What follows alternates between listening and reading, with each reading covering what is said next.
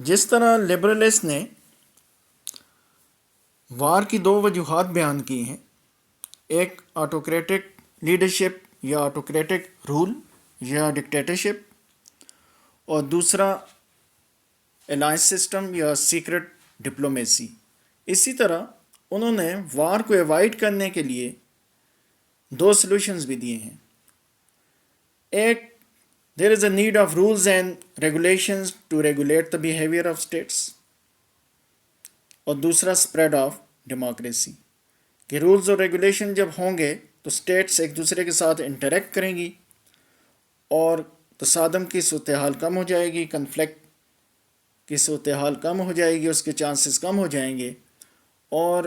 Cooperation کے chances بڑھ جائیں گے۔ اسی طرح جب ڈیموکریسی پھیل جائے گی دنیا میں تو پھر بھی وار کو ایوائڈ کیا جا سکتا ہے۔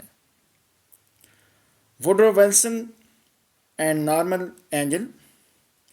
ووڈرو ویلسن اور نارمن اینجل کا ایک کنٹریبیوشن ہے دنیا میں پیس قائم کرنے کے لیے، اور ووڈرو ویلسن کے جو 14 پوائنٹس ہیں ان کو اگر ہم سمرائز کریں تو دو مین پوائنٹس ہمارے سامنے آ جاتے ہیں، جن میں پہلا یہ ہے کہ دنیا میں اگر ڈیموکریسی کو سپریڈ کیا جائے، پروموٹ کیا جائے تو وار کو ایوائڈ کیا جا سکتا ہے، اور دوسرا، دنیا میں اگر ایک انٹرنیشنل آرگنائزیشن بنا دی جائے تو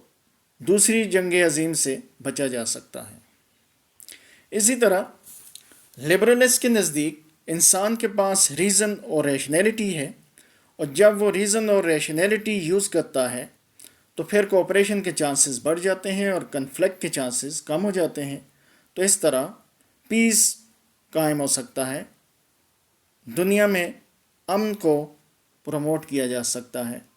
اور امن کو فروغ دیا جا سکتا ہے۔